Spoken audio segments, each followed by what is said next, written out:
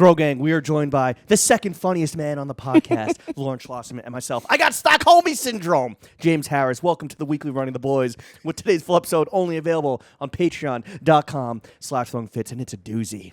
Before we get into experiencing Stockholm Syndrome, damn it, I repeated myself, violating a man's sacred space, and breaking down our performances in our latest beef fiasco. Let's get into a fit check, Lawrence. Just real quick, that performance that's who's supposed to be the funniest guy on the podcast? What just happened? It's my timing, it's my delivery, it's the It's your subtlety. wit. Yeah. I'm having such a bad week, dude. It's my wit pick. People hate me, bro. I thought I was... Now you know what it feels like to get shitted on all over Reddit. I thought I was beloved. But I'm not. Your greatest fear is not being beloved at all times. It really is. I don't know what it... I guess my need for approval is like my Achilles heel. Well, it's a blessing and a curse. What's the blessing part? It seems so needy and thirsty. It's just a curse, actually. It is Funny. just a curse. Okay. Why don't you start us off, dude? Well, this is a two-part fit check because we had a little shopping spree between... Also, should we explain that why we're in Stockholm or anything? Or you want to Let's get into that when we talk about being here. Okay. But it's a two-part fit check. So outside, I was wearing ASAP Nast Reebok Zig Kineticas. And yes, it is ASAP Nast, the young non-rapper, the guy that invented Margiela, not Nas, the Illmatic rapper. Wait, can you explain this to me? What was happening? All right, so when we put up our one of several viral clips on TikTok, not as viral as Taco getting 1.1 million views. That's crazy, by the way. But second time we hit a mill on TikTok. What was the first time? When I posted you getting folded like a New York slice by the Migos bodyguards. Oh, the first time Migos went viral, we went viral. Yeah. You posted it natively. Okay. Yeah. And people are like, you don't know what folded means because you got like thrown down. You didn't get like Or like knocked out and collapsed. you didn't like fold Oh at my the waist. God. Shut up. Jesus Christ, dude. Fucking We're getting chirped everywhere, bro. But you were like, oh, you were talking about. You're like, I think that ASAP Nash should be over ASAP Rocky, but you weren't saying ASAP. You were saying I think Nash should be over Rocky, and people were like, it's not pronounced Nash, it's pronounced Nas, and it's like, no, There's a picture of Nast we on fucked the up screen. with Amine. Yeah. Amine. Amine, and we Yeah. were saying Amine. We put the wrong emphasis on the wrong syllable. But people were like, I guess do people think Nas is stylish? Well, right. whatever. Already one great point. Like we're not talking about Nas on any. Not to be a hater, but we're not talking about Nas when we're talking about stylish celebrities. So I don't know what the fuck they're thinking there. The Illmatic picks are hard, but like that was 96. Yeah, but secondly, there is a picture of ASAP Nast on the screen. So the ability for people to not put one and two together is pretty fucking frightening. I think what we learned this week is that a lot of people who engage with us on social media don't listen to the podcast and don't know what we do. No. First of all, forget about listening because I don't expect like people to be familiar with like the entire oeuvre. I don't think people even have an iota of an understanding of like the brand as a whole or even like what we do. Forget about like the actual audio product, but that's neither here nor there. Okay, so got those on the feet. Outside, I was wearing Engineer Garments Air Crew fatigues, but I changed to something different. I was wearing a Union T-shirt, which I'm wearing now, and a Our Legacy plaid wool overshirt and a big fucking puffer from Random Identities. But I've changed into Our Legacy jeans that we picked up, and we're going to talk about our little visit there, as well as this little plaid western that I threw over the Union tee, Hanes boxers, maiden name ring, some old rich white bitch from Aspen, New York adorning the lobe, drinking Carlsberg and Stockholm's finest tap water. Okay, I wore camion boots outside. I am wearing ALD socks. I have on vintage Carhartt double knees. What was the shirt? Oh, I had a vintage Oasis tee on. Tucked. But because the Our Legacy shearling, which is getting debuted in its place of origin, is cropped. So. Ooh, in its hometown. Yeah, exactly. I have Full circle moment. I have since for the changed. John. Yeah, I have since changed into a new Our Legacy faux leather shirt. Because shout out Joachim the pescatarian, he loves all of God's creatures. Yeah. So I think they use as little leather as possible, and they're fake leather. I mean, My shearling, like it took like how many fucking dead bovine to make, and the camions. and sheep. How many lambs were slaughtered? Yeah, dude. But it's fucking dancing in this nice. oh yeah, Stockholm this light. is. Well, I feel like shout out fucking Blade, dude. We're straight drainers now. I'm going trash star crazy. It's also it's 4:30 p.m. It's been dark for 5 hours. Yeah, no, So we had to turn on all the desk lamps. yeah. Should I throw this one on? I think Oh I shit! should, I was right? supposed to. Yeah, you could turn Yeah, that on. all right. Keep All right. fit check. Metalwood Studios on the cap, Rolly on the wrist, wedding ring on the thingy, wifey on the pinky, New York adorned in the ear, and I am wearing TDPL? Hill City CDLP. Wearing Hill City boxer briefs, RIP, and I'm also drinking a Carlsberg. How's this organic Carlsberg? The Pretty Huff. good. Fine. We saw a CDLP, I guess, like A display. a display where the model on the boxes has the fattest dumper I've ever Huge seen. dump. But I mean, that's who you want. You want Chunky shitter. You need to have cakes to advertise. I know, but this underwear. guy had a fucking like BBL. It looked enhanced. It looked fake. It looked like someone had photoshopped his butt. It's like Young Thug at the computer, make it bigger. Yeah, exactly. All right, fit check, drink check, complete. We're coming to you live from Stockholm, one of my favorite cities in the world, which we'll get Sick. into. Yeah, basically, Why are we here? we're here because Derek Guy asked Mayor Pete to put in a favor with Homeland Security, so we were deported. Okay. Which I didn't think like the Secretary, of Transportation had that power, but Yeah, we had to take a spooks be spooking. We had to take a light rail train here. We're in Stockholm because Gant, which everyone maybe doesn't know, is a Swedish brand. Yeah. Because they do lean so hard into like their American heritage. They have been around since 1947. Originally American brand that has since been acquired by a Swedish conglomerate. But their history is American. Mm-hmm. They definitely lean into that kind of sportswear heritage. And we are working on a project with them with big things fucking coming soon. But we got here last night. No, this morning. Fuck. Yeah, it was like we took a fake red eye. Oh, it's terrible. I know, dude. It's terrible. Wait. But yeah, we're here for what, 3 days? 3 days. We're gonna be digging in the archives. No spoilers, but there's gonna be an event in New York next month, right? Yes. February. Yeah. Yeah, Late so Feb. shout out to all the fucking Stockhomies. Obviously, we wish we could see all of you, but we're know. pretty fucking busy, and we're going to Paris for a day. The biggest bummer, I mean, I kind of wish that whatever. I kind of wish the order was reversed or whatever. I wish we had time and extra time in both cities. Well, if I didn't have to go to my grandmother's 98th birthday party in West Palm Beach like this weekend, we probably could have like done a little extendo and chilled for a bit. Damn. Yeah. Soon to be R.I.P. Dead bitch. Yo, damn. come on, 98. Come on. It's my father's mother. Shout out. Shout out Bill. Michael. No. Well, that's my grandmother. What? Did Your you know grandmother's this? name is Michael? Her name was Mitzi. She was an actress. Her name is Michael? Her name was Mitzi, and she Is your grandmother they, them? right. So my grandmother's name was Mitzi Schlossman, and she changed her name. She's an actress, and she changed her name to Michael. What? Yeah. I think it Not was like Michaela or like No. Well, Michelle? No. Yeah. Crazy, right?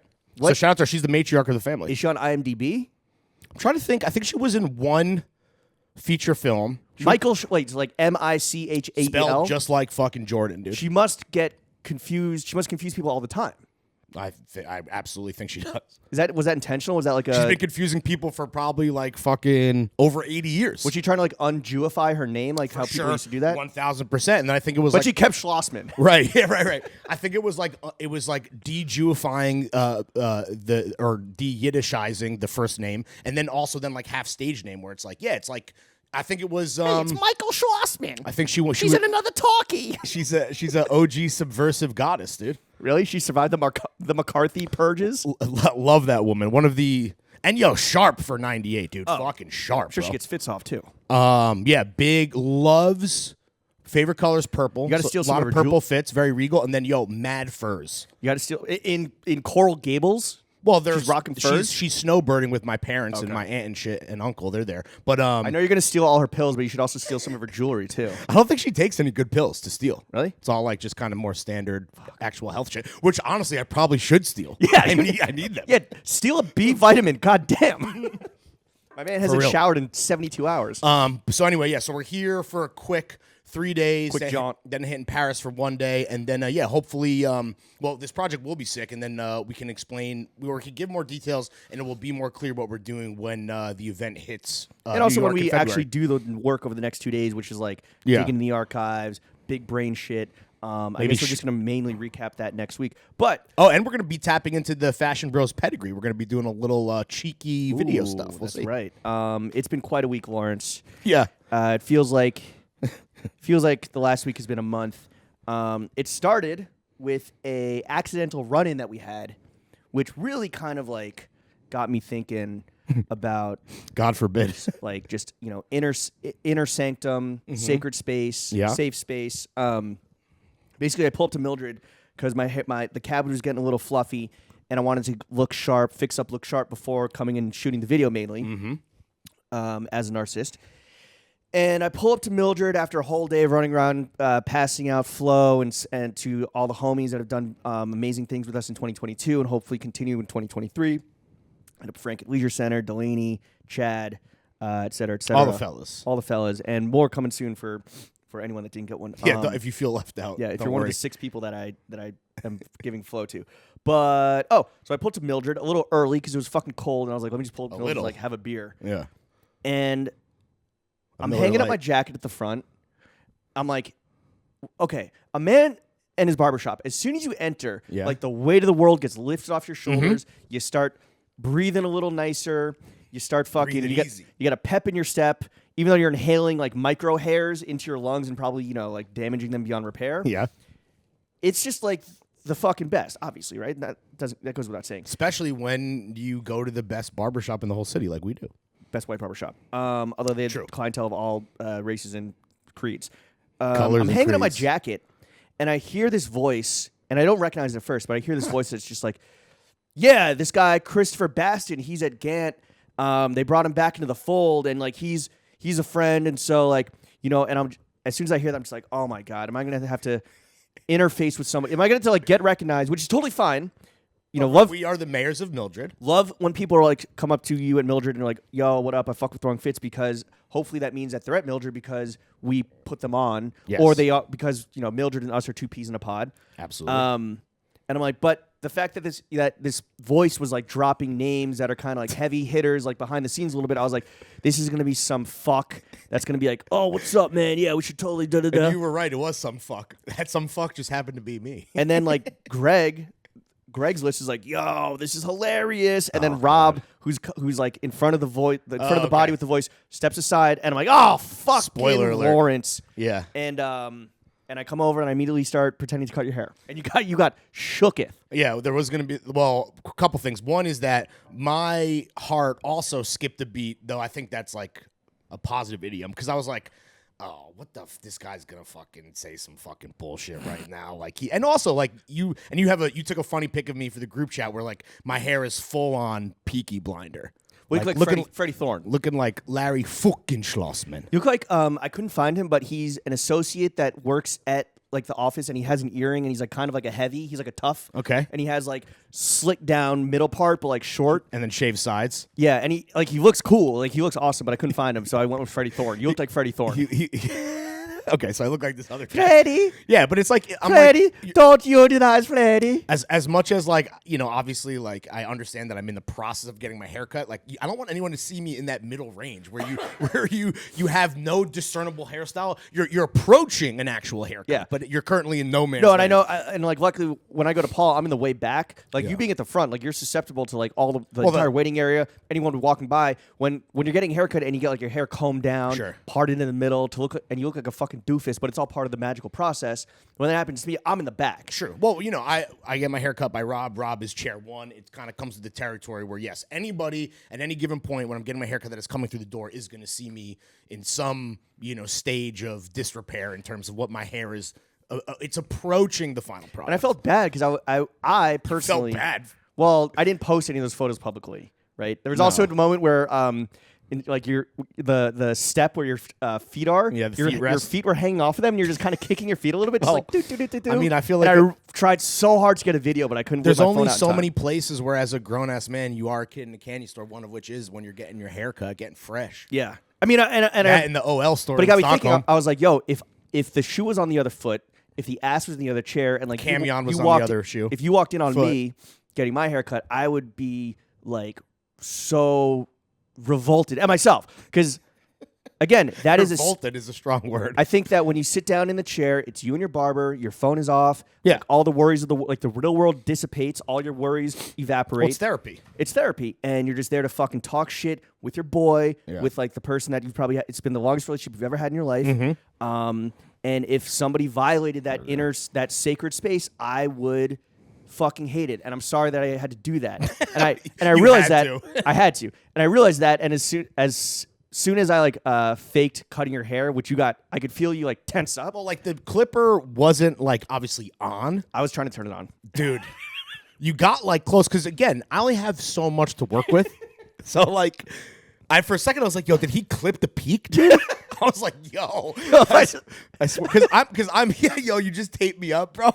You're like you got razor edges up here. I would be looking like Rihanna, dog. Looking like Eddie Murphy. And I'm there for the same reason. Like, oh, I'm about to be on video. I'm about to hit Florida. Well, want to look nice at my grandma's birthday party. So I'm like, Jesus Christ, this guy fucks me up. This guy fucks me up, fam. But yeah, I was like, when I saw you coming in, I'm like, all right, here we go. This guy's he's gonna be chirping me to like show off in front of fucking all his friends. Here we go. And I was making everybody laugh. But also, and it was funny because I saw on Instagram stories that you do the shot that you love to do, which is City Bike Jimmy, where it's like sneakers, pants, city bike, e-bike usually. Always an e-bike. Cruising around the city. So I was like, when he does that, I know he's typically he's busting around the Lower East Side. And I was like, all right, he's probably just like running errands, fucking getting his serotonin up. And there you were. But seemed like you were there way before your appointment. When I was done getting cut, like you were there before I got cut. And then when I was leaving to get cut, you were still chilling, drinking a beer. You were there like an hour early. I mistimed it. I was there half an hour early, and then Paul, because it was the end of the day, Paul was running over. Oh, okay, yeah. So I ended up starting at like 6:15 instead of 6. Okay. But I showed up at 5:30 because again, it's like, what am I going to do? Sit at a bar by myself? No, I'm going to go there. I'm going to chat with and drink for free. Chat with Greg, chat with Eric, chat with Rob, whoever's like available. Yeah. And yeah, just fucking scroll my phone and drink for free. We were 2 ships passing the night. Yeah. And it was ill-advised. You don't want that. I'm with you. I don't want to. Yeah. And I'm like, yo, I'm about to fucking go on, not vacation. It's not vacation. I'm about to go on a business trip with this guy. I don't need to see him the day before? No. Was it? Thursday. It was Thursday. So 2 days before. Yeah. Anyway, that happened. Long fucking week. All right. Fast forward to Saturday. We skipped over something that happened on January 6th, the most tragic events that ever happened on January Honestly, 6th. What amazing timing. Yeah. But we took it was the hashtag men's were insurrection. I know. All right, so we're in Stockholm, and to me, again, this is one of my favorite cities in the world. This is like white Tokyo, and I'm very excited to be here with a fellow Johns enthusiast who I don't feel like I'm dragging around to like shop. Not that like I've been here with Dick Sucking Ron and Asher with the Big Hog. Yeah. Asher with the Big Hog twice, Dick Sucking Ron once, and we had a fantastic fucking time. I'm sure. Both times. The last time I was here with Dick Sucking Ron and Asher with the Big Hog, we befriended like 3 legitimate pop stars that are like local Swedish pop stars. Like one of them toured with Robin and opened for her. Jesus. Yeah, and then we just like I think you told me this before, but I don't know. What happened was Yoakum got us a res at like a really poppin' restaurant, and he told the owner of Homie, he's like, yo, my boy works at Def Jam. That somehow turned into, yo, the president or CEO of Def Jam is here. So this pop star who had just broken up with her boyfriend Stout and was wasted. Yeah. Yo, Lear Cohen's here. Yeah, more like fucking Stephen Gout, dude. Fucking going crazy in fucking Stockholm. We are boning. We befriended these 3 pop stars and ended up having like a fucking like 9-hour incredible evening where we were like bar hopping, club hopping. One of them had this hilarious boyfriend. Really fucking nice. And chic. Yeah. I mean. And hot. Very. This is an attractive fucking city. You know what they don't have here? They don't have any sense of sarcasm. Because when we were club hopping, I asked the boyfriend of one of the pop stars, like, yo, where's the bathroom at? And he's like, oh, it's right, left. And then so I went, took a piss, came back. He's like, did you find the bathroom? I was like, yeah, I took a shit in the urinal. And he was like, no, you can't do that. We don't do that here. This isn't America. I was like, no, I'm joking. No it's this American sense of humor where you just lie. Yeah.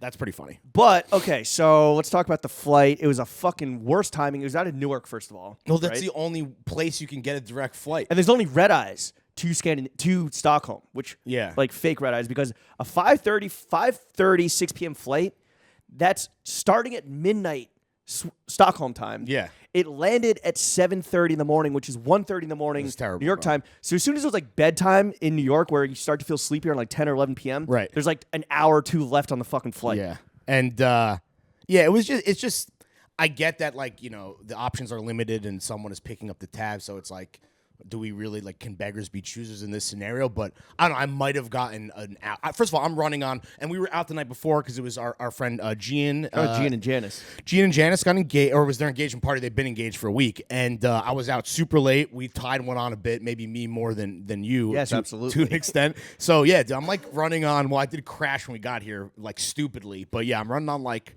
Running on fumes. I might have gotten 4 hours of sleep in 48 hours. It's pretty fucking bad, boys. I think I was like dozing on and off for 2 hours. There were no good movies on the plane. That was a fucking SAS huge break. has nothing, dog. I think it's also a weird. Like I was hoping that maybe there's like Megan or like some like theatrical new? releases early on the plane, which sometimes happens. No. Dog shit. Well, also there are some new shit like.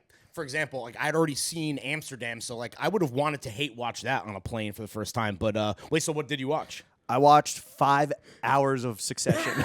The new season 3? Season 3. I was debating doing that as well. Also, because you're like, I need to put something on for more like background noise, so I can try to get as much shut eye as possible. Yeah, I mean, I was like, all right, I'm gonna watch 5 hours and try and sleep for the last like 3 hours of the flight. Yeah, didn't really work. Like, watched 5 hours, snoozed for like 2 hours, and then like watched maybe a 6th episode for the last hour. How was Dasha?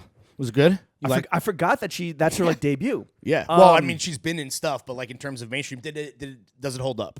Were you laughing? It does hold up. Locked in? It does hold up. Of course, I'm locked in. That show is fucking fire. I mean, just the dialogue. I think season 4 soon. Season 4 soon. I think the dialogue the plot is a little muddy and slow moving in season 3, but the dialogue and just like every single fucking scene, someone stabbing someone in the back, is really holds up.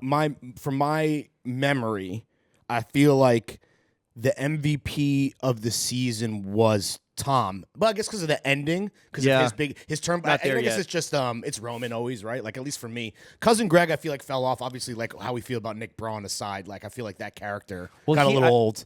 Do you think that him and the Dasha character fucked? No, they don't. They're flirtatious as hell, but they never do. You never explicitly do. No, I think the show.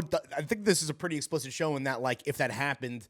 Because the whole thing is he's chasing her, he's simping, right? And just he buys a $40,000 watch, and that doesn't work. That, which is hilarious. What a great fucking subplot. Yeah, I mean the whole thing is that Cousin Greg obviously has like no game. And, right. Like anyway, I watched Lord of the Rings: Return of the King, Best Picture winner. Game of Thrones for babies, I believe you called the Lord of the Rings TV show. So I feel like I do owe some fantasy fans and Tolkien heads like a bit of an apology. It was not bad, bro. I mean, I've seen it before. Is that the second one? No, it's the third one. The one that won Best Picture. With all the fighting? Well, the best one is the second one. The Twin Towers one. The Two Towers, because of the Battle of Helm's Deep all time. No, this is the big like for Frodo. Oh. Honestly, it was that day is not today. Yes, exactly. No, literally. Yeah. He does the whole little Braveheart speech. It was better than I remember. 4 stars on Letterboxd. And but I did. You know what it is? This is my thinking. It's 3 hours and like 20 minutes long. So I'm like, all right, watch an hour, doze off, wake up. You know, I hoped that I would have missed the end because I want to sleep, but I woke up, caught like the last hour, and then you land. Bro, you were 2 rows ahead of me, and I was like watching you. You were like, oh yeah, like I was like, who's he fucking talking to? And I felt bad for the fucking people around the 2 babies. I wouldn't shut the fuck up, bro, which I guess was you. And then I kind of felt bad for the people around you because I assumed that if you were talking, you were like using your Larry voice and like talking. I was talking. Just like right now, potting in a hotel and like being potting on an airplane. I was trying to be cognizant of like how loud my voice is now. Normally, and Jenna would be. She already thinks like I'm. When any stranger tries to talk to me, she's like, "Why are you so rude?" Normally, she's like, "You're such a gregarious person. Why are you such like so rude to strangers?" So in my mind, I'm already like nervous that I'm going to be some ugly American to the Swedish woman that I was sitting next to. And who looked like a sweet grandma. Yes, and normally, well, honestly, that's a bit ageist because she was there. That was her teenage daughter and husband in front of her, and we were talking about her teenage son. But anyway, normally I would hate a chatty patty. This was actually a great conversation. Their son is at boarding school for tennis in Florida. And just like Lars from Metallica. Yes, dude. Except he's a Danish tennis prodigy. Wait, that's what he was growing up? He was a Danish tennis prodigy. He moved to the U.S. to like attend a fucking academy, and then he realized that he fucking sucks. And he just wanted to play drums? Yeah. and then be a hater on Napster and MP3 exactly. Yeah, sharing. be a fucking boomer. The issue that the family is going through that she relayed to me is that the son, he's 16. He wants to go pro. He wants to finish high school and go pro. Okay. They want him to try to get a full ride scholarship somewhere. But they were there to see him over the holidays. And the reason, also the better reference would have been Bjorn Borg. Is like the most famous Swedish tennis player, who I'm sure was a project. Anyway, neither here nor there. Their whole thing was that if you want to play tennis in Sweden, you can only do it for so many months, and then you got to be indoors, it costs a lot of money. So they shipped his ass to Florida. Well, that's also where like the fucking GOAT tennis academies are. That's where Agassi was. That's where and like she's like he's also a big California. He's also a big golfer. But they took away his golf clubs because he was playing too much golf. Damn. Yeah, they took him back. Fire. They're like, yo, you gotta. They flew him back. Yeah, because and then the other big that was the one conversation. Then we were talking a lot about the World Cup and the U.S. men's team. How much were you fucking talking? And that honestly was like a good half an hour conversation. And then, oh my God, she had some interesting thoughts on cancel culture, dude. Oh, what'd you say? Well, I don't know the exact, and not that her English wasn't perfect, like all Swedes perfect English, but like I guess there's some controversy, and you could Google it at home, and I think it's happening in Sweden. So I'm sorry if I'm kind of mincing words here, but she was telling me that like there was some movie or maybe it was a play, Romeo and Juliet, like 50 years ago, where the 16 and 17-year-old leads were doing some type of like sex scene that now, however many years later, they are suing the production company because of like. Yes, the actors are because of like whatever trauma they felt like they went through, like filming that on set as like children. And she was like, they weren't happy to be paid to fuck. Like, I don't know. And she was like, she's like, yeah, they're suing the production company for like $50 million. She's like, it's a money grab. Like, clearly, if this was an issue, they would have said something back then. I'm like, all right, like, I don't have the facts. I don't know what you're talking about, but it just sounds like you're victim blaming. But I'm also like, she's making some good points, man. Yeah. But who is your seatmate? Some dad. Oh, by the way, when we fly, we never sit next to each other. No, by design. Well, we also weren't in control of this. This just kind of happened because but when we book our own flights, we also don't. Yeah, because the hope is that nobody sits next to you. Of course, I mean, which is a dad rolling the dice on that. A Swedish dad. He was also funnily his daughter and wife were in the row ahead of us, and he was just like, "Hi." I was like, "Hi." He's like, "Are you from here?" I'm like, "Yeah, I'm from New York." "What about you?" He's like, "I'm from Stockholm." I was like, "Oh, going home?" He's like, "Yeah." I was like, "All right, cool." But he did help me out. I dropped my phone. Oh no! At some point, and I started fucking panicking because I dropped it. Well, here's what happened. I was listening to the dulcet tones of Roman Roy saying he wants some sucky suck on his dicky dick, and my noise canceling headphones were on, and I was like getting ready to go to the bathroom. And so I like unplugged my phone and like put it like I thought on my leg, and it just dropped. And normally when something drops in the airplane, it's fucking loud, right? You can hear it, yeah. But my noise canceling headphones were on, and I was like, wait, where the fuck's my phone? And I start panicking, and I start like twisting around, and I was like, why am I panicking? Like it's definitely here. Right. I'm gonna find it. But the more I tried to calm myself down, the more I panicked. I think just like sleep deprivation. I don't fucking know, dude. That Syrah was hitting. Yeah. And that chicken pasta was not hitting. Oh my God, it was terrible. You got this. It was the worst airplane food I've had in a long time. It was the beigest airplane food I've ever had. Yeah. Airplane food, I feel like has airplane food technology has really gone up leaps and bounds since like the Seinfeld monologue days. But this is the worst that I've had in a very long time. Yeah. Other than that, like good air. The lounge was fire, bro. Lounge was great. Honestly, the food in the lounge at the SAS lounge at Newark, like that tomato soup was like fucking good, dude. Good soup. Yeah. He helped me out though. He's like, "Yo, take my phone. I'll turn the light on." And Oh. I'm like kneeling on his chair, face down, ass up, fucking finding it. Of course, it's like wedged in the one spot that is like absolutely pitch black unless I have a light shining on it. But yeah, that was my neighbor. But I dropped my shit. Oh damn! Well, I fucking spilled a whole fucking Carlsberg beer on the plane. Which How? I'm just fucking clumsy, bowl in a china shop. Well, you did shit. have like 4 glasses of wine in the lounge. Yeah, and it was one of those things where I spilled it, but I had the tray with my food on it, so I was like locked in this. So I was like, "What do I do?" Wait, did it spill on the woman? No, it just spilled all over the fucking floor and on my fucking OL workshop dickies. Yeah. But also, I'd like to blame the flight attendant because when we got the drink and snack service, she's like, "Are you going to want a drink with dinner?" And I said, "Oh, that's so nice of you for asking. I'm going to definitely get another beer with dinner." She's like, No, I'm going to give it to you now." And I was like, "Oh, well, it's like it's going to be cold. One, it's going to be warm, right? It's cold now, but I don't know when the dinner service Because it was 98 degrees in that fucking airplane. Oh, dude, brutal, dude, just sweating. I lost 10 pounds of water weight. It was quite uncomfortable. But she forced me to take my dinner beer. She was a bitch. She was kind of mean. Yeah, she I didn't absolutely like was. So when it came time to like have service, I was all jammed up because I had that extra can from and the glass earlier. So I just then being a fucking I don't know. You strike big me oaf. as a guy. You strike me as a guy who knows how to handle 2 beers at a time, though. You would think. You would think. I'm more of a 2 beer mobile guy. All right. When you fucking lock me in, Yeah, I'm a caged animal. You're all jammed up. Tiger got out the cage. Yeah, exactly. Swatted the Carlsberg over. Yeah. I was once on a flight and some dude, some old guy, some old fuck, spilled an entire glass of red wine on me. I've done that before. On somebody else? Not myself. Yeah, but he spilled it on me. Yeah. Like he somehow knocked it over and spilled it on me. And I was like, I was like 15 or 16. It was like a whatever, just a regular white shirt. I was like, That'll ruin your whole flight. sucked. Yeah. It fucking sucked. Terrible. But that's been my biggest fear is to spill a drink on somebody else. Sure. Because if it's on you, like that's your own fucking fault. You're an idiot. Yeah. If it's on somebody else, then like you're just an asshole. Which Yeah. I'm glad that it didn't get on the No, nice chatty dude, patty. same, bro. Could have been way worse. But yeah, I don't know why. Like, yeah, normally I can handle a bevy pretty deftly, but yeah, I've spilled on of the last 5 flights. I've spilled on like 2 of them, like an alcoholic beverage. One time was red wine, like on myself. You're batting 400 on my jeans. Yeah, it's Hall of Fame numbers. Yeah, exactly, dude. All right, so we finally fucking landed at 7:30 in the morning. Got the car service. Unfortunately, it did not have the throwing fit sign. It's just a James Harris. I felt I didn't post that because I was like, this is an asshole thing to post.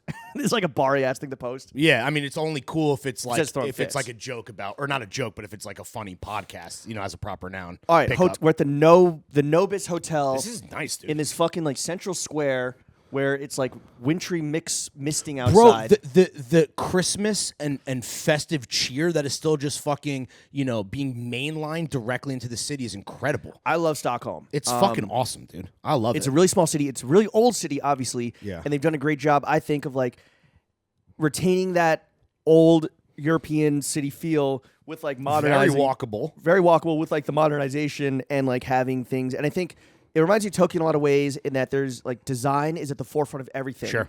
Every experience you have or encounter in like the actual infrastructure and experience of the city.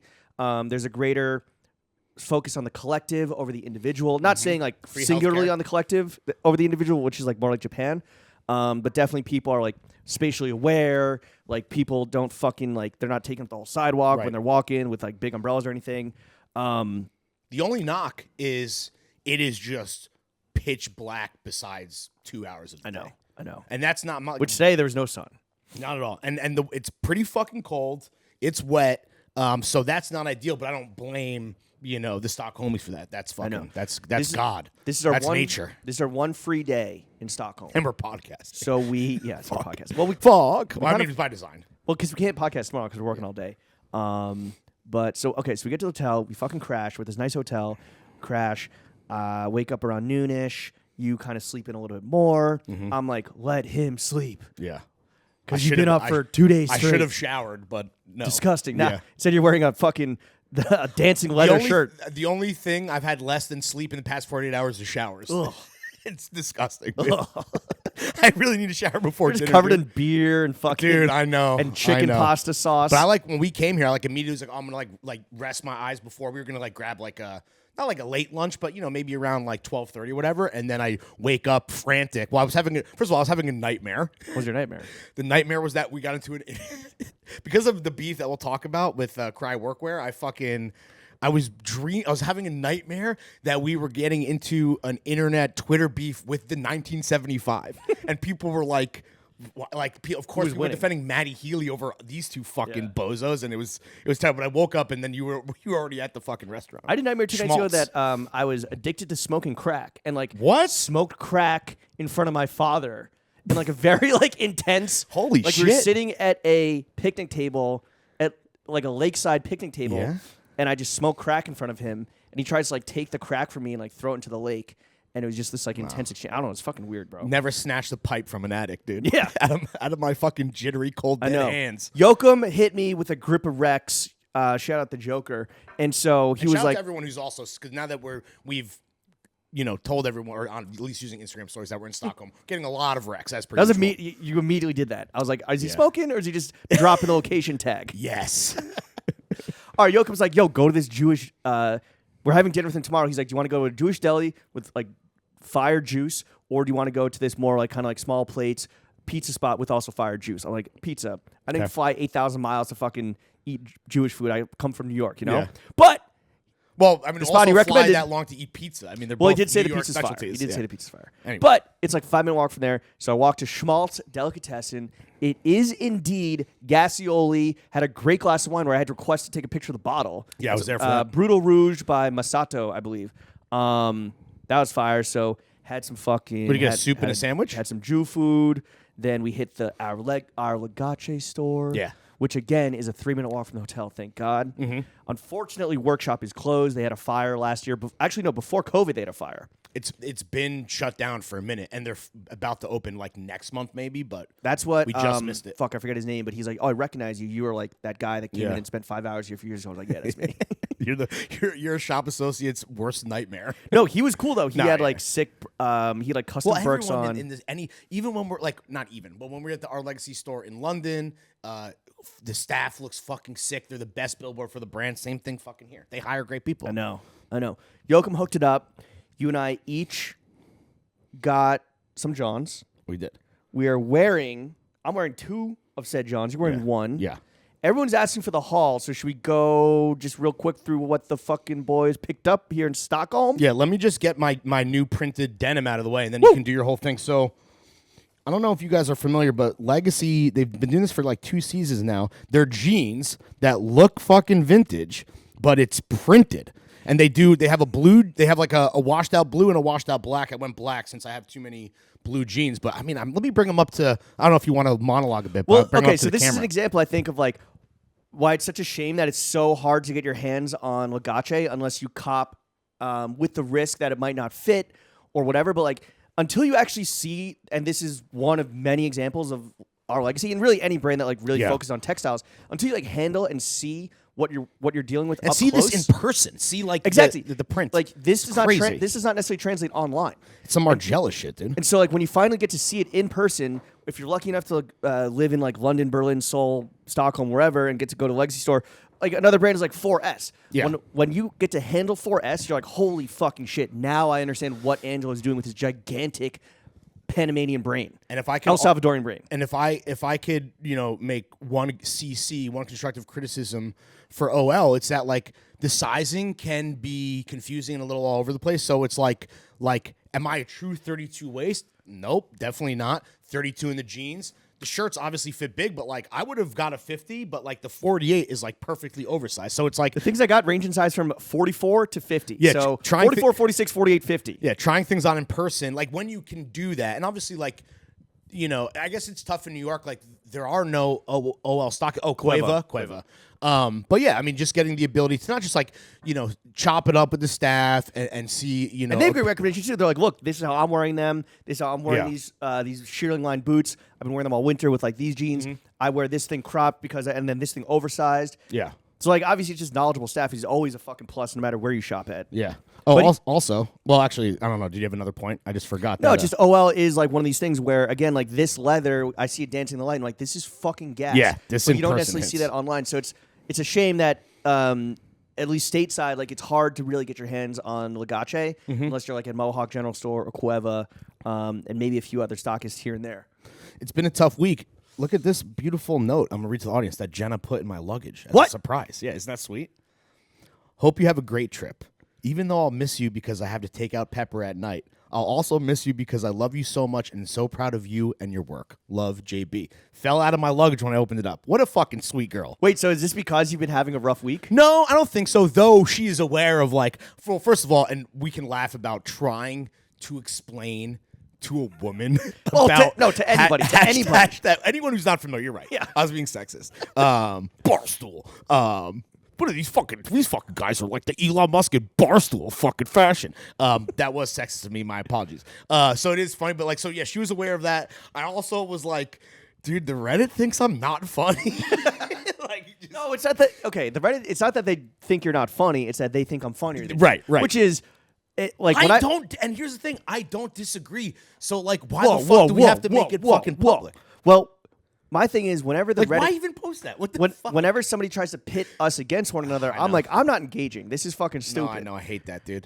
People love that shit. Although it dude. was unanimous. Well, you that- know why? Is because that's like part of our friendship, and then people are like, "Well, yeah, I'm like part of it too, so let me just fucking get in here and fuck it." whatever. You won host of the year. in the Oh, Cordies. true. Yeah. The Cordies? Is that what it's called? The Dissies? The Cordies, yeah. Should be the Dissies. But no, okay, so Anyway. similarly, like these jeans, Lagace's been doing this kind of like split down the middle thing for a few seasons now. And I never really got it when I saw it online. But when I tried them on, and I did try on the first ones that were all white and had pure lace. Oh, dude, those were with the lace window. And I it showed off your tats. I was like, I can finally show my tattoos in the winter. While I can wearing finally have a pants. personality. Yeah, exactly, dude. But I veered away from that because that was a bit extreme and my tattoos aren't that cool. But yeah, so I got these pants, which I fucking love because they're a bit of like definitely a personality, but are still very wearable. Yeah, just jeans. I got these vegan leather pants that I guess match your shirt. Yeah, they're right? yeah. Does it? Yeah. Which I actually have a pair of these that I picked up in the season's fire sale for like $10. Damn. But for whatever reason, that pair fits crazy, like really tight in the waist and really long. And I love the way these fucking hit. So I had. Wait, those are I picked also these up. they're both the same material, the black vegan. Yeah, it's leather. like a vegan leather. This is not a leather shirt, but it kind of has this like dancey, shiny. Oh my like god, brown. dude! What this is like a viscose or something? What The tag is something like it's like This is crazy. it has a fire name. This is like blouse vibes. Glazed brown liquid poly. Dude, what? You looking, my man, looking know. like a goddamn chocolate donut. This is like Prince vibes. This like is gonna be crazy, sexy. dude. Hell yeah. And like I didn't even see this. It only has 3 buttons, so like it's gonna be showing a lot of chest hair. Wow, dude. Or the 5 chest hairs I have. Okay. Picked up this nubby silk little number where I have the red version. Oh yeah. And this is another example where I bought Slubby. it in a 46 because in a lot of OL shirting that's my size, but it's like really slim and small. So I gave it to my girlfriend who wears it as like an oversized shirt. Yeah. And then I just repurchased like it in a 50. And I got this in a 50. And this was an example where the guy was like, "Oh, you should go up." Go up. So I didn't waste time with that. The And only then- OL shirt where you need to go up. yeah. And then this gigantic fucking Oh, this is the big boy. technical big boy, which Yo, like throw that on. Throw that this on. Let me is see, a 'cause I didn't- 44. All right. Let me see this shit because it's like a parka, but like the cut. See, I really like that rounded hem in the back. Yeah, get in front of the camera, dude. I don't know if you can like it's fucking huge. This is giant. How are you gonna take this on the plane? This is I don't know. Well, we both second carry checked on. bags because we're like, we know we're gonna do some shopping. We know the yoker is gonna hook it up, but like, you're gonna have to wear that on the plane, dog. I'm gonna wear this for the podcast, baby. Is the hood removable? Yeah, no, it it is? it can stuff in the it goes collar. in. Sick. Yeah. That's a 44. Yeah. Giant. Which is still massive in the body, but the sleeves like kind of are perfectly like hit right at the wrists. Yeah. Where it's like this isn't like a deep winter jacket. This is like a 45-degree rainy wintry mixed jacket. Like I might wear this Tomorrow. outside with like Or a tonight layer even. underneath. Yeah, exactly. Damn, dude, that's fucking sick. Yeah. So again, shout out our legacy, and it's again one of those brands where once you get your hands on it, Yeah. it is fucking irresistible. And I wish that the retail experience was better, not just with them, but with all brands in the U.S. because this is the case with so much shit. Where if you see it on your phone, if you see it on like Google Shopping or Farfetch, whatever, you're like, why is this $500? Right, you don't Why is this get it, $300? And then you feel it, and you're just like, I need this. Though I will say, and I think obviously it is 100% cheaper when you're buying it here in Stockholm. But I'm always just blown away with the value, man. And I know we say this all the fucking time, and we'll say it till we're blue in the face. Like it's both of our one of our favorite brands for a reason. Like this, like I'm not gonna take this off this whole Right. trip. Like it is, and it's not. I don't actually remember what the price was, but it's like not crazy. It's not. And then you don't even need to be like getting like the homie hookup like we do. Like this, just straight up retail it's like very very affordable or not affordable. It's good, not good. It's a good investment. Great value. Yeah. Anyway, that's the haul, baby. Yeah, that's the haul. We split from there, and the very kind retail associate lady who worked there, I didn't catch her name. She was awesome. Yes. She's like, "Oh, you guys want glizzies? Go to fucking what is it? Well, Go because to Bruno's, because Gunter's your boy. He's Yeah. closed. He's closed for the day, and he's very far away. He's near the workshop, which is like in a different area of the city. But she's like, "This is like a 10-minute walk away. It's fire." Bruno's, Yeah. The first time your first Scandinavian glizzy. I think You went. You got the banana clip. I had 4 clips. I had 4 clips in my dick, dude. It was a lot. I think. All right. We went with the bestseller, which on the menu is our bestseller, which is like a spicy kielbasa Spicy sausage, It's like kind of it's snappy. snappy and spicy. Okay, that was fucking fun. The dog itself, straight up delicious. We got the works, which is like a house tomato sauce, Kraut. sauerkraut, and then like sweet pickles. Well, we added the pickles. Oh, we added the pickles. We added the That pickles. didn't come with the works or whatever? It comes. The Swedish hot dogs come in like a scooped out baguette, like a hollowed out baguette, which is delicious. Kind of like a panini. It's like a panini dog kind of.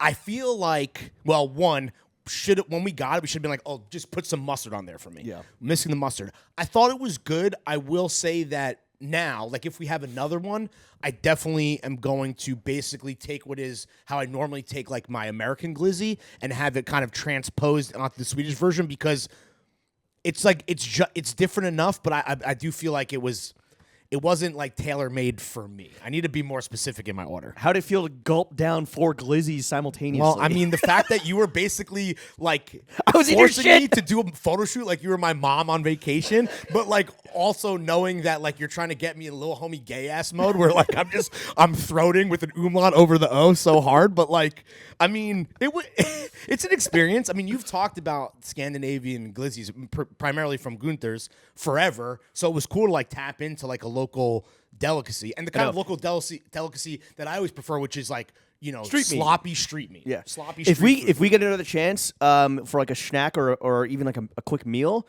I think that we gotta go again to like, and this is like it was in a fucking like little hut. Yeah, just next like a parking lot, just like a stand. Yeah, so we gotta not necessarily hit up Bruno's, but like we should sample the local varietals. I will say the amount of people that from the Delaney Grand Pick immediately knew that we were at Bruno's, I was really surprised. So that must be like maybe they specialize in that like spicier kielbasa type thing. It was good. There's a crowd. Oh, huge crowd. Yeah, so. And like at the end of the day, like. It hits because, like, you're in a new city, you're eating street meat, you got a fucking can of Coke, like, I got darts on deck ready to go. Like, it's fucking beautiful, You hadn't eaten all day yet? Yeah, and, dude, I'm just not, I don't know, I'm, like, not, I think it's that, like, well, one, I'm fucking just tired and exhausted, but I'm, like, not, like, hungry. Like, even dinner tonight, I'm like, all right, I'm going to, like, enjoy some Swedish meatballs, but I'm not, I haven't been starving since Some lingonberry sauce. Yeah, but it was good. I thought it was, some dingleberry sauce. You know, it's about, for me, it's, in this specific scenario, it's more about making the memory than getting my dick blown off by the glizzy. I know, but by the fucking glick. mustards, the mustard udders, they had 3 that like, and I'm sure that Scandinavian mustard fucking goes. Like it's got to be fucking. There's no chance that all delicious. 3 of them don't fucking smack. But yeah, we needed some mustard on that click. On that fucking penis. Yeah, on those 4 peni. And you said that Gunther's, at least in your estimation, is still a better glick. Yeah. But also, it's part of the experience because, like, in my mind, I associated with spending all day at workshop, and then you work as like up an the appetite. reward. You work as a little treat. Yeah. You work up an appetite. You go to Gunther's, and his whole thing is that he's like a dick. He's like the only mean person in Stockholm. He's the glizzy Nazi. He's the glick dick. Yeah, he's the glick Nazi. Okay, should we talk about Acne or should we get into our beef? Well, okay, a little retail report. We are literally, our hotel is next to the Acne flagship, and you have an Acne theory that you want to share with the audience. Acne has been whack for a minute. I think Wackney? ever since Second funniest man on the face of the earth, more like it. Is Acne Backney? Yeah, right. What's his name? Johan, right? The fucking guy that started. Ever since he sold it and started like teenage engineering, his little like synth toy shit. Yeah, it's been fucking weird, and I think it did get co-opted by like hype. It was a part of like. Well, it's those fucking beanies, dude. It's new money hype beast shit because it's the such emoji a beanie is the the emoji worst. Beanie. I hate that shit. And it's so logoed out. And I used to really fuck with Acne, not just their denim, but like a lot of their shit. I was a jeans guy for sure. Yeah. Acne jeans out the ass. For years. And they were always kind of like occupy the space between like fashion, and like just more regular wearable shit. That I think our legacy, that's like where it occupies. And they have like iconic items, like, and this is like my knowledge of archive fashion obviously comes from like tapping in with all of the fucking ultimate dorks at Grailed, but like OG Acne, like are grails for people. Like when that guy was like, when it was still like more of when it wasn't the behemoth and the monster that it is today, like the big business. There's like this patch bomber that would like, we purchased a bunch for the archive. They would routinely sell for like thousands of dollars. Like there are like Acne heads is my point. Yeah. Like, which is like kind of crazy. I have one of those. I think I sold it at the bazaar for like $100. Really? With all the removable patches? Oh no. Just a bomber. Just a bomber. But anyway. But Acne for sure put on like Swedish contemporary menswear on the map and women's 1,000,000,000%. But it definitely has like fucking been Wackney for a minute now. My theory, and it's a working theory, so don't, I'm not like planting a flag, and this isn't the hill I'm going to die on, is that Acne, Backney, like they have had, and this has been maybe for 2 seasons now, I'm like, wait a second, like that's fire. but there's a fucking like terrible logo on it. Whether it is like the meme emoji or the fucking flatline mouth emoji or just like Acne Studios. Like if you remove the logo, this would be a fire John. There's a few pieces in whatever's out there now. I guess it's fall winter 23. Yeah, like the fucking shearling similar to your or just like a big fuck you but shearling. To your point, there's a bad shoelace detail. But you just rip out the shoelace. Yeah, but you spend, but it is like why the fuck is there a fucking shoelace? $2,500. Like you don't want to be like fucking going DIY mode. But it's a big fuck you shearling like flight jacket with like a leopardy fur collar detail and like the cuffs pulled up. There's like a slime green full zip kind of like polo sweater, fleece sweater thing. That was cool.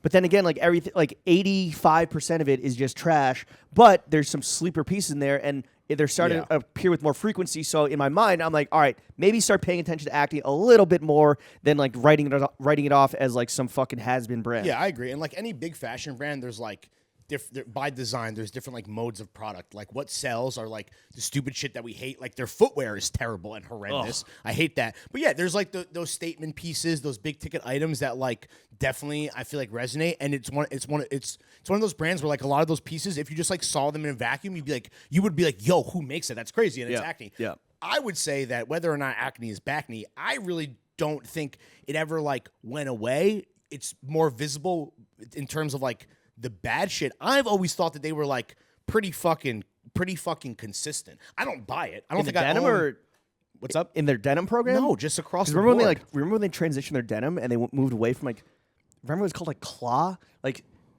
or klarnst or something? I don't know. Some weird Swedish word. People complained that the quality and the cuts got really, really bad over the past couple of years. Well, they like ruled the skinny jean era. Yeah, they were that was the Grail black skinny jean was like you go to Acne in Soho and you fucking cop up.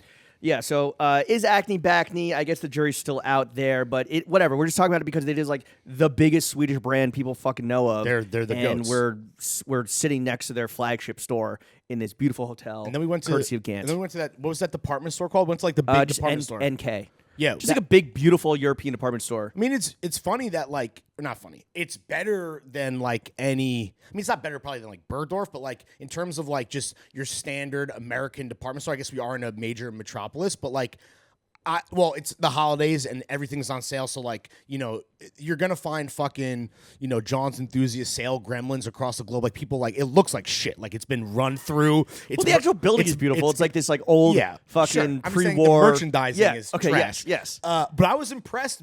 Based on the spread was like pretty good. Yeah, bro. I guess because it is stock. It's like like it's crazy to walk into a major department store that like NPCs and normies would go to, and you're like, damn, like all our legacy heaters, and then like and N07 has like their own. Well, but that's Danish, and we are like a boat ride away from Copenhagen.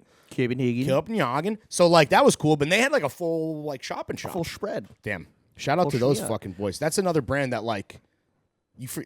There's like every fifth product, you're like, oh, okay. They do everything. Oh, okay. It's one of those brands that they do everything well, right?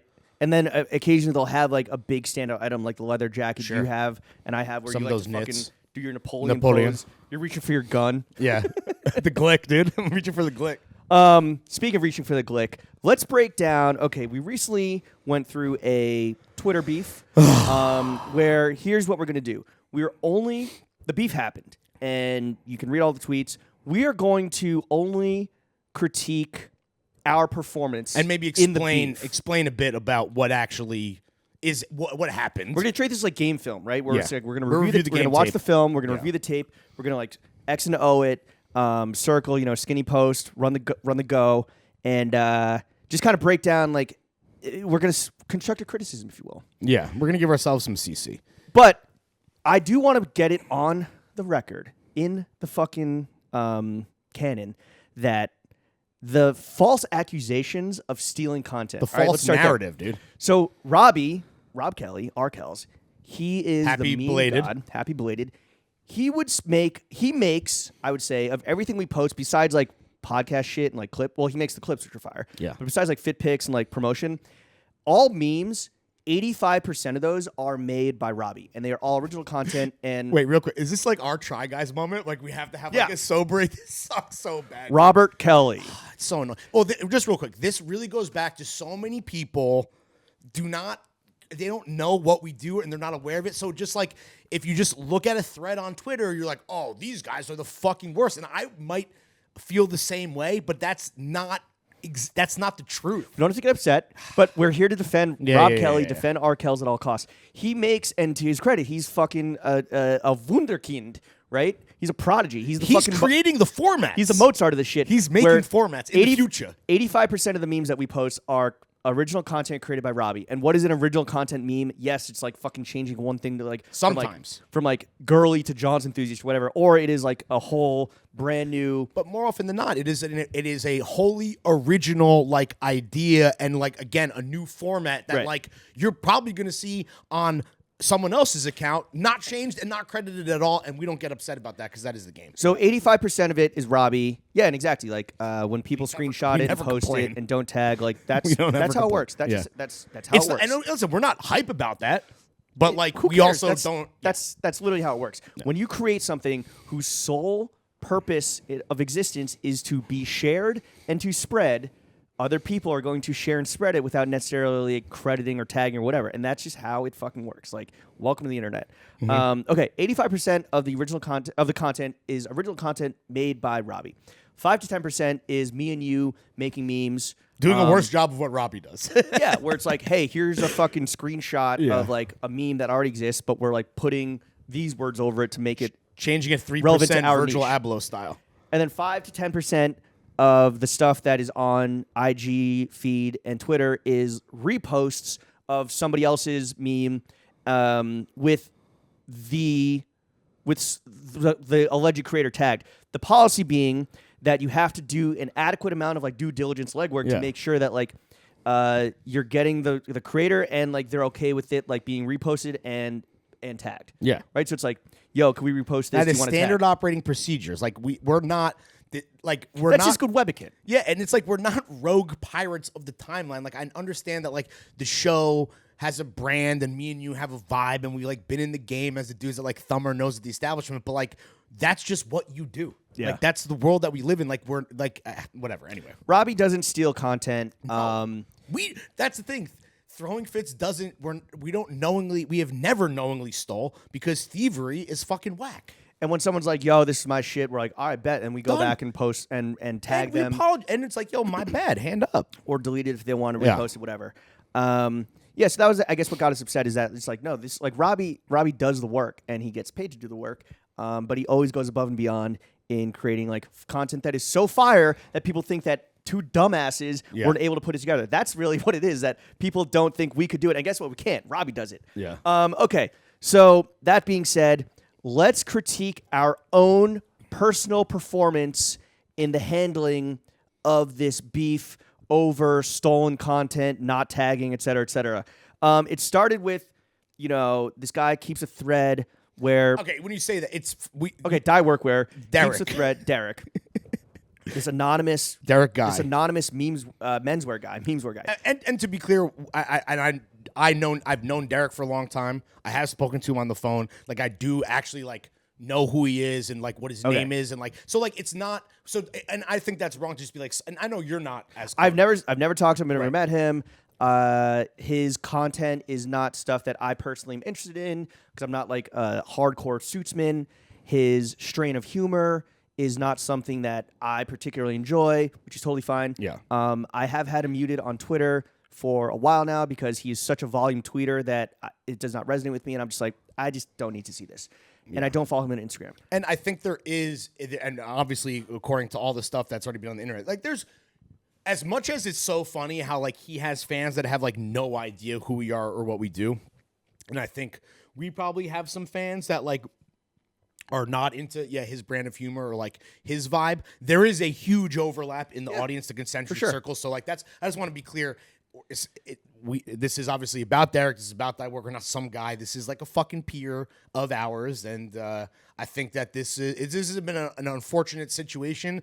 So he's been keeping a thread. Okay, so Derek has been keeping a thread for a year of the 4 instances where 4 or 5 instances in the 3 years of throwing fits being on Instagram. Literally 3 years. In the 4,000 posts, we've posted things that and misattributed them because we would always tag who we thought was the creator, right? Because that person posted it and didn't tag the actual creator, where they got it from. To be clear, so we were like, "Oh, this person created it because they didn't tag anybody else, so they created it." So to be clear, the 4 times out of 4,000 that there has been a slip up, it wasn't. Five times. It had never been. This was the 5th time. This was the straw that broke the camel's back. At least for us. Every time they've been posted, it hasn't been like, look at this awesome thing that we came up with. We just literally credited the person who DM'd it to us, or the person who stole it, and then it was seen by someone in our Discord who like sent us not the original. There, like, I don't know. This is what happens. Like, so he keeps a thread. It started with confusing. It started with I own throwing fits now. Yeah. As a Marxist, I mean, how do you own? Stop. Or am I the Marxist? No, I don't know. I will say, to be clear, this has always been like a public thing. He has never DM'd or hit us up personally, and also to also make it a two-way street. Like, we have never also even been like our bet. So when this is, I will be clear. Now that Derek is on Instagram, I think the last 2 times this has happened, he got his credit. In the past, when it was on Instagram and he didn't have Instagram, I don't know how Robbie edited the caption. And on Twitter, because you cannot edit tweets, I think he made this point, they would be deleted, and then either he would get retweeted or we would just move on, because you can't edit a tweet and add. You could probably thread attribution afterwards, unless Elon's getting we busy. We don't do that. It's sloppy and cumbersome. So just to be clear, that's every time this has happened, it's been corrected. Since he's been on Instagram. All right, so let's get into into what we did. So I responded to the thread that he's been keeping of, putting up his post next to our post, which visually looks very intimidating, very bad. I did the same thing where it's like, look, you did the same shit. we posted something, and then you posted the same thing, and you credited it or attributed it to somebody else. I have him muted, so I can't see what he. Well. Can you? He replies to my okay, so that's my first tweet. He replies to me being like, "Yeah, sorry, I this is a case of mistaken attribution, something like that. Can you at least tag me when I post stuff on here?" I gave credit to the person who I saw posted. It's like, yeah, exactly. That's totally fine, and that's an innocent mistake, and there's no malice, and that's exactly what happens with us. So I reply, and this is my second reply of the night. And you tell me what you think. Damn, that's crazy, bro. It's almost as if that's a common occurrence when memes are shared all over the internet. You're tagged now, so can you at least loosen your necktie and stop engaging in cop-like behavior on here? Yeah, so, I mean, listen, I guess the thing that bothered me the most, and I will say that, like, I think that, yes, that absolutely is rude and snippy, because I think that that's how we felt having this narrative be built against us when, like, the same thing is not just happening all over the internet. The same thing is happening with him that you so deftly pointed out. Not to use the word deftly twice in this episode. It's like, in 3 years and 4,000 posts, we did not tag him as the original creator 5 times.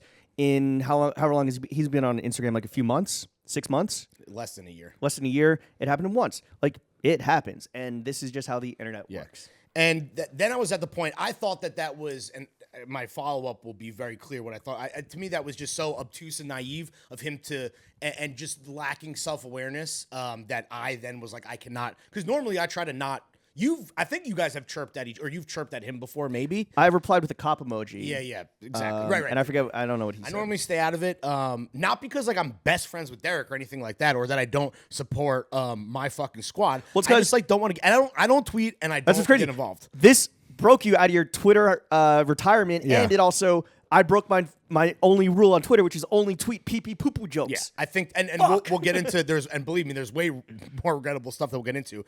My response to that, and also I want to be clear, I think I kind of glazed over this when he says, "Can you guys at least tag me when you post stuff I post on here?" I'm pretty sure when he says on here, he means Twitter, and I want to be clear that when we have mistakenly posted memes and accredited them to the wrong people, because you can't edit a tweet, I'm pretty sure we have just deleted him or deleted them, which I think bothers him versus just like somehow correcting it in a way that he, sees fit. But it's like that's a personal decision. Okay. Well, if only he could, text you. Email me, DM me. I don't think he has my number. I don't have his number. All right. This was my response once my brain was completely not broken. My spirit was broken. When the tiger got out the cage. You have to be fucking kidding me, bro. Are you really that obtuse or naive? Every single theft, in air quotes, that you blast like a goddamn crybaby is an example of the exact same thing, and we always correct it. You would rather make a scene than just hit us up. Now, when I say always correct it, I guess because I was seeing red, I was just talking about Instagram where he has been properly. By the way, the Instagram. Are you starting to see red right now? Yeah. No. At one point that I want to make is that after all of this, he still has not went back and done the one thing that he wanted from us, which besides, I guess, an apology, though maybe he is being a bit antagonistic, or like maybe it doesn't matter because he hasn't corrected the one that he fucked up on us. Yeah. So it's like, anyway. Okay, so that was my response there. I mean, listen, do I regret saying crybaby and this idea that he would rather make a scene? I mean, I was pretty fucking pissed. I'm not one to speak because like I'm guilty and I do regret some later Twitter behavior, but that I was like, whoa, like Larry's coming in hot. Yeah. All right, his response was, you don't correct it, though. You just delete and don't say anything. That's pretty lame. Okay, like, again, we have on Instagram, but I guess not on Twitter. So, like, if he thinks that's lame, then he's entitled to his own opinion. All right. Then you came with, I think I was like, whoa, Lawrence, like, maybe we should have like war roomed this a little bit. I believe. Yeah, I don't know. And I think also you dissected the thread. Oh yeah, so like, it was. I was running a go. You did a hook and button to keep the Barstool Sports analogy going. And my response was, sorry, I'm not keeping score, which I'm really not. It's 5-1. Or getting into a lame off. Now that you're on IG, it shouldn't be an issue. Have a good weekend, bro. I really do think that a lot of this, because also, by the way, we're not the only people, I believe, that he's complained about this idea of pilfering his content. And the biggest issue for him, I believe, for a long time was the fact that he wasn't on Instagram. So, like, a lot of people don't feel like doing, like, hat tip and then a fake @ for Twitter that, like, might populate a different account on Instagram because, like, someone might have their handle there. So, like, my point still stands that I believe the last time or two that this has happened, then you'd have to go back, because again, I'm not keeping score. I believe we updated it and gave him the credit now that he has an Instagram account. Sure. All right, let's see what his response to that was. Well, you don't have to read his tweets. You can just keep it to your tweets. Well, we're just critiquing our own performance here. Oh, okay. So that was the last time I tweeted directly with him. Obviously, Robbie, who is taking this more personally than anyone, or probably not, because maybe you and I were taking it more personally than anyone. Or But maybe Robbie deserves to take it personally because it is his work that's being his actual funny work is being accused, and then everyone starts piling on. It's like, you steal all your shit. It's like, no, Robbie makes now, them. This is where we're about to get into my most regrettable moment. Because, well, and I want to explain. So basically, Robbie is getting into with Derek, and Robbie is taking pretty funny pot shots, but ultimately they are personal attacks. When I think Derek is, for the most part, while not killing with kindness by any stretch of the imagination, he's taking more of a logical high road. At least that's how I perceived it. Anyway, he basically, and I won't read his tweet, you're right, because this isn't about him. He was basically being like, Robbie, if your job is making memes, like, do your job instead of just reposting other people's shit. Now, again, that to me is the most offensive thing, because all Robbie does is create amazing original content that influences other people's fashion memes that get stolen by fucking every fucking fashion account out there. Which is fine, because that's how it works. And on top of that, we have called him on the record, and I want to say it again, this is the MVP of throwing fits. Like, the marketing for the show comes from Robbie's fucking beautiful brain and beautiful fingers. What just went 1 million views plus on TikTok? Robbie's clip with Taco. He fucking kills the clips. He fucking kills... Kawhi, baby. The clip's going crazy. Exactly, dude. He fucking kills the promo. He fucking kills the meme game. So for me, that's where I was like, all right. And I know him and Rod... Again, I'm jumping into all these threads. When I see that, I'm like, okay, listen. I know Derek knows us. I know he knows what the show is. I know he knows our history. But I don't think he really knows who Robbie is. So, unfortunately, your boy went hardo fucking idiot mode. Hey! And the immediate thing that I came to was I'm tweeting you. The fucking Shaq meme where I wasn't familiar with your game. I'm like, this is actually like perfect. Whereas if Derek... Wait, can you read your tweet? Because I was so confused by this. All right, so I jumped in and said, I was like, leaving this being the Shaq meme, here for you when you eventually realize who you're dealing with. Now, obviously... That was so confusing. Basically meaning when you realize how sick Robbie is, you owe him an apology because this idea... So here's a meme for you to use. Listen, I was seeing red, I was off the bean, and I definitely came off as like... Derek so rightfully clowned like some fucking Tony Soprano, fucking big boss. And then he type doubled down by character. tweeting like very graphic imagery. Oh, he did, yeah. Of him like curb stomping. And then I tried to follow up by being like, again, I was like, I'm talking about Robbie's like, content. let me explain my joke, just like everybody else here on Twitter. So just fucking that to me, that was regrettable because like all I'm trying to do is stand up for my boy, but then like the way that I did it was so roundabout and then like aggro that it's like, let me guess, the fucking Barstool meme thieves are just being fucking stupid, fucking bully hardos. And it's like, yeah, that tweet wasn't great. I regret that. I believe that was a bit of a facepalm moment. Oh, and then all right. And wait, then, is this your most regrettable? No, that was my most regrettable. Then after the graphic imagery that he followed up with, I hit him with the fucking headshot, the cry workwear. I wish that I realized that his audience and even Derek to some degree, they don't really understand like what we do and how all this show really does is create hours of original content and clips and memes like all week. That's like our business. Like this idea of like us just being thieves or fuck Jerry's or fat Jews of the menswear space like couldn't be farther from the truth. Hey, don't you dare call him fat Jew. And only I can do that. Yeah, only the funniest man in the world could do that. Are you not entertained? I wish that when I was pissed, I, without any context or anything, just tweeted that. Now, I would have still come off as a jerk bully, but I did. But one with brevity. But I want to stand up, which I like to do, even though I'm the most long-winded person on earth. But I do want to stand up for my boys. I do want to stand up for our fucking show and what I do and what we have been doing for fucking over a decade now. And I felt like that kind of perfectly would encompass how I felt. And I don't want to criticize Derek because we're talking about us. But everything that I feel in my heart of hearts of why I think that what he was doing was kind of fucked up in his own way could truly be summed up with just cry workwear. And we're not going to be the guys who like title this episode that or like fucking make any jokes in the description because I think everyone is at fault here. But what if we did a full week where all you did was screenshot his memes and post them and tag them? Yeah, honestly, I mean, yeah. And I think, cry workwear week. Yeah, anyway, I think, and I don't, let me just. I think if we had to do it all over again, we would have put our heads together and been like, all right, here's the plan. Because it's, at a certain point, it was three of us piling on. I wasn't done, sorry. With your tweets? Then does it get worse? Then because that was like I kind of stopped following at this point. Because the cry workwear thing, I think, was like, even if it's funny, it was actually getting, it's got the most likes in that entire thread. So I think he rightfully was like upset and he basically criticized the response. And then it became about we're a company who makes $250,000 and that's the most insulting thing. All right. What company are we? No, we make a lot more than $250,000 a year. That's just the Patreon. Who do you think is? You think we're here for free in Stockholm? Okay, you think we flew premium economy? And actually, this is free? Basically, this is now when he basically says all you need to do is like our bad. I'll add credit. He's like all you need to do that instead of like getting mean. Then I said, you have had credit on IG for an hour, just like every other time this has happened. Actually, I don't know if that's true. The last couple of times. You're not keeping score. At least since he's been it's on 5-1. IG. I said, but you're busy being a martyr and pretending not to understand the fundamentals of how the internet functions. That was your original point to notice this.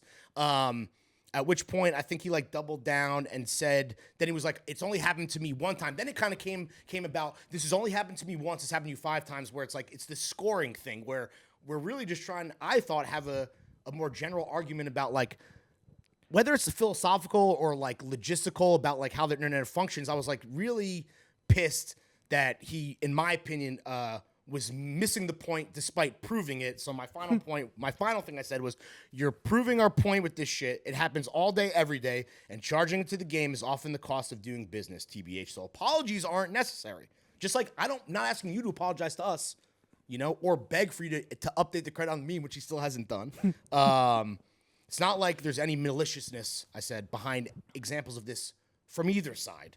My bad for just assuming that. And that was the last time I tweeted. Word. And I'm already embarrassed now that we even are rehashing. I wish that we, I do regret a lot. And I regret. That was day one. That was day one. Well, then that night we're out and about at Janice and Gian's, like we're explaining what's going on. Like my girlfriend's there, Gian's there. My girlfriend is like, "What the fuck are you guys talking about?" Yeah, it's so embarrassing. This is like, and somebody, this is, 4 retards fighting. Yeah, What that was was it 4? Yeah, I guess with well, Robbie counts as one. with me, you, Robbie, Derek. Yeah. Honestly, the thing that was most sobering was not how many stands he have that now think we're like the lowest of the low, and as the guy who seeks validation, like I will never ever be able to reclaim my reputation in a lot of like his fans' eyes. It was that all of us looked fucking bad. I know. thought everyone looked terrible. And if we had just let him do that thread and not gotten involved, or maybe just sent a stray emoji here or there, it's like I'd rather, honestly, bro, I think I'd rather be assumed as a thief, even though that is also insulting, than like now people are just like, you guys are fucking corny, dude. Yeah, you're soft. Yeah. You're cringe. Well, I don't even not think- based. Whatever. But when I woke up the next morning, I was like, I can't believe this is my life. Like beefing over memes with an anonymous hashtag menswear writer. And so I started tweeting some jokes that I thought were funny about just like the whole situation. Well, the political pot shots are a personal attack.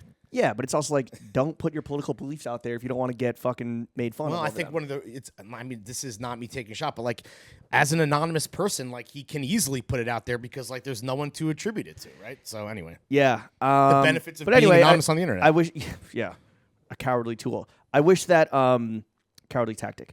I do wish that we had kept it brief, just like, here's what I'm going to do. I had already done too much. I did too much. Robbie did too much. Derek did too much. And yet there was more for you to do. I just kept tweeting, right? A few times. You were making jokes, which like whether or not like the jokes are good or bad, like to me, when I texted you, I said, I can't believe you're still going in on this dude. And I was like, I'm laughing at the situation. Right. I'm not like, and yes, like making fun of his who he supports politically. Sure, that's a personal attack on this anonymous cartoon of Gregory Peck from To Kill a Mockingbird. Yeah.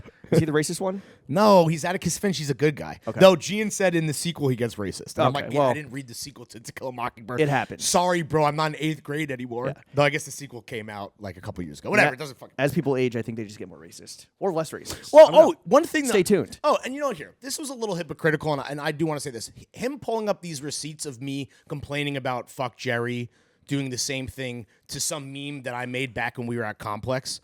Him being like, look at this, I caught him red-handed doing the exact same thing. My point to that, and I didn't address it, is like that, yeah, dude, I did do that 6 or 7 years ago. Like You're a young angry man. Now you're an old angry man. the internet changed, you know, and where like this is just how it works now, and it was maybe, if anything, a little bit different back then. If you remember, there were so many controversies around Fuck Jerry and Fat Jew about this very type of meme thievery, whereas now people, it really, like, it's annoying and it still happens, but it's just like is the way it works. So people have changed, and also my thing is like, yeah, bro, I fucking grew up, bro. It is funny that like I was a different guy. That thing doesn't bother me anymore. It is funny that kind of bring it to mood board culture, which is very much a thing. Like mood boards are constantly just like taking. They're not creating that stuff. Well, they're right? borrowing it from each other. They're like, oh, like look at this vibe. And yeah, there's like no tagging or If you didn't accreditation scan it from your own archive, I don't know Or if how you you didn't- can take credit for. or if you didn't take the picture. But Right, no, I mean obviously. that's just kind of it's the world, or it's the tier of the internet that we occupy. And yeah, I just wish that we hadn't gotten upset, but it did feel like something building, and like we were it turned into for sure, for me at least. it turned at into least, a yeah. pile on where like I saw you Bullying. ratcheting up, I ratcheted up, I saw Robbie ratcheting up, like you ratcheted up, I ratcheted, like it just got to the point where I was just like, damn, I kind of. The worst part about this is that this has ruined Twitter for 24 hours for me. I don't want to like be on Twitter, but I Yeah. do because I love Twitter. I will say that also, like, I should have realized that, like, there's no way, like, listen, he has how he feels, we have how we feel. There are people on either side of this debate or beef that feel the way they do and agree with whoever. And, like, there's no way to, like, rationally, like, defend yourself. Not to mention, like, he was taking every angle. Like, he was tweeting a lot about this and replying to other people where, like, there was no way for us to even follow up to every accusation or like follow up with close every chapter that. Yeah, I was too busy having sex and hanging out with my friends. We were too busy celebrating the love and pending matrimony of two of our friends. No, so my thing was like, yeah, it just there's no way that like this was ever gonna be solved. So it's just.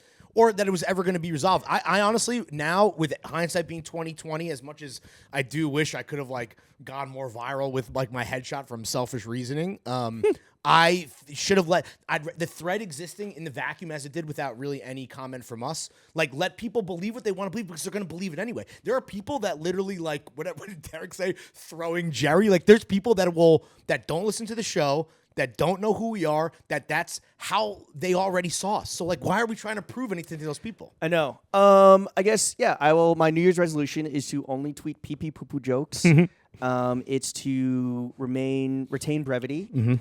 It's to not get upset over some fucking what is ultimately bullshit. I think we can all agree on that. Whatever side you're on, this is all fucking stupid. And yeah, Robbie, keep fucking making tremendous memes. Yeah. That's all I gotta say. 2 final points. I was pretty down about it, and then I saw a clip from, speaking of Barstool, from $1 Million Worth of Game, their rap podcast with Gilly and Wallow, and it was a clip about haters. They're your greatest marketers. And they're right, and that made me feel better. Well, wait, real quick, and then the most poetic shit was somebody was going viral on TikTok because they took screenshots. They took screenshots of these January 6th Patagonia photos that were created by Derek, posted by... No, by the way, and correct me if I'm wrong, he did the Azealia Banks flip. I think Robbie created the fake ads. Yes. So it's like the best part of the joke, because by the way, again, Azealia Banks is who is the one. Azealia Banks, excuse me. And she went uncredited on all memes. Well, her handle was at least still there. But anyway, my point is that like, first of all, it's her joke that men are changing. This is meth behavior. And then the actual true original meme creation was by Robbie that sold the joke. That is the better punch. Not the punchline, right, but that really hammers home the punchline. If you are keeping score, the first slide was created by Derek, which was posted by this guy who I'm not going to say, but he posted on his IG story. Who was trying to then explain how this happened in the comments. Somebody saw the IG story, took a screenshot, posted in our Discord. Robbie goes, "Where'd you find this?" He said, "I found it from this designer." When Robbie posted it, he tagged that designer, right? Yeah. That's just how it happens. And then he posted like 5 more of his own fake Patagonia ads with the methed out January 6th insurrectionists. What the fuck was I going to say? Oh, yeah. Then the next morning was amazing and hilarious and just like the world keeps proving turning. What is happening is that this guy was going, this random guy with like a few thousand followers on TikTok was going viral because he had screenshot the slides and posted them and no tag. No credit for anyone. Totally fine. Yeah. He's going crazy on TikTok. We don't post those fucking carousels on TikTok. You know the meme? And then I just tweet that with like a crying face emoji. To the original guy's credit, somebody tagged us on the TikTok, and then he replied to that, "Photo credit, throwing fits. I love that pod." And it's like, bro, no. No, stop. You must not be on Twitter. That's the perfect representation. You know the dab dude meme where the two girls are fighting? That's throwing fits and die work, where that guy going viral on TikTok just fucking dab. Fucking hit the pipe. Two One more. Sorry, no, I already made one. You have 2 more? I have 2. I have 2 more points. Okay. One of which is that it absolutely should have been handled in the DMs between everybody. Like that original thread that Derek created, like before doing the first one, which might have been an innocent joke that you and I took actually as like a pot shot and a bit of this Ion throwing fits what started it all. Like he should have sent a DM to us, and then every subsequent time, we should have apologized in the DM. It should have never been like public, even if like it is fun to get off like a little joke, and it might not have been malicious, right? Because like I think that up until this thread really kind of like caught steam over the past couple of months, like the relationship was like absolutely fine and cordial. And Derek is right. I have known him for a long time and everything has been cool. And it sucks that it's not cool anymore. And honestly, now that I'm thinking about it, maybe it's time to be the bigger man and hit him up. You have his number. You've showed me. No, it's his email. That's his email, his work email. And then the final point, which is really funny because he really weirdly was making it a lot about money, which like I kind of understand because like we are pretty successful, or we're very successful, especially when you consider what the fuck we do for a living.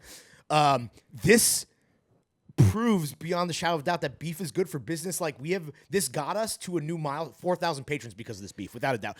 The taco pod going viral definitely helped. But like the fitties, can't forget the fitties. But like this beef definitely like helped us hit 4,000 patrons early enough in the month that like we're really gonna like grow on this amazing foundation from the beef. And then the second point is that and we were talking about the Drake Pusha T beef and the invoice joke that Drake made about invoicing Steven Victor for album promo. No, he sent that invoice. He sent that invoice. Is like low key, like Derek not only could send us an invoice like in his own way for getting to 4,000 patrons, but like we're losing patrons. We could also invoice him 3 people quit Patreon because we get exit surveys specifically because of this beef. And that is hilarious to me that he cost us also $15. I know. That's okay. Worth it. I want everyone at home, before we sign off here, I want everyone at home to YouTube Jim Jones, What is Beef? Where he goes on this incredible rant where he's like, beef is standing on the corner not knowing who's going to run up on you and take your block off. You smell me? Just going like that for like 8 fucking minutes. With it's the incredible. dustiest braids of all time. The dustiest braids, the fattest elephant dick of a blunt I've ever seen. Maybe you can make it into the Zood board as like a coy reference to this. But it is a phenomenal piece of hip-hop media that needs to be consumed if you haven't seen it already. With that being said, that's that.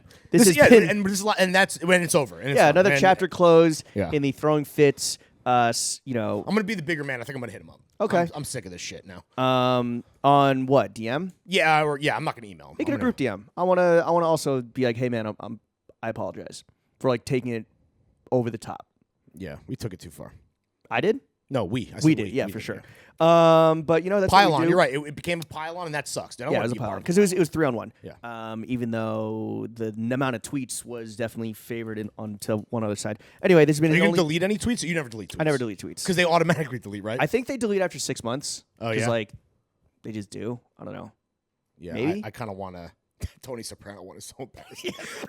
The fact that I was explaining the joke, I'm like that should have told me everything I needed to know. I know. What the fuck is wrong with me? He sunk down to his I level. just wanted to defend Robbie because he's so fucking good at his job. And I know. I hate that people were like being like, "Oh, you're the fucking little thief that works for the 2 assholes." Too good. He's too good at what he does. Okay, this has been the latest episode of the only podcast that matters, coming to you live from Stockholm.